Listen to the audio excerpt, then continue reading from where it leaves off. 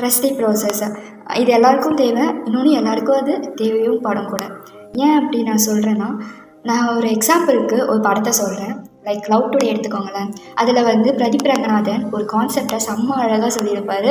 ஒரு குட்டி பையன் மரத்தை வைக்கிறான், அதை எடுத்து எடுத்து பார்க்குறான், வளர மாட்டேங்குது, உட்காந்து அழுகிறான். அவங்க மம்மி வந்து அவனை தேத்துறாங்க, நீ அதனால நம்பிக்கை வை அப்படின்னு ஒரு கான்செப்ட் அழகாக சொல்லியிருப்பாங்க. எந்த விஷயமா இருந்தாலும் அது மேலே ஒரு நம்பிக்கை வைக்கணுன்றது அந்த படத்தில் எனக்கு பிடிச்ச கான்செப்டே அது ஒன்று தான்.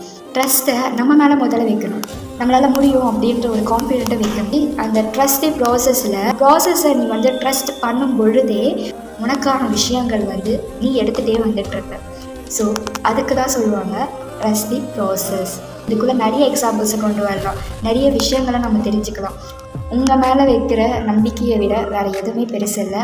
உன் மேலே உனக்கே ட்ரஸ்ட் இல்லை அப்படின்னா மற்றவங்க உன் மேலே ட்ரஸ்ட் வைக்கணும்னு நீ எப்படி நினைப்பேன்? லைக் ஃப்ரெண்ட்ஷிப்பாக இருக்கட்டும், ஃபேமிலியாக இருக்கட்டும், ரிலேஷன்ஷிப்பாக இருக்கட்டும், யாராக இருந்தாலுமே நீ என்னை நம்பு அப்படின்னு சொல்கிறத விட நீ முதல்ல உன்னை ட்ரஸ்ட் பண்ண.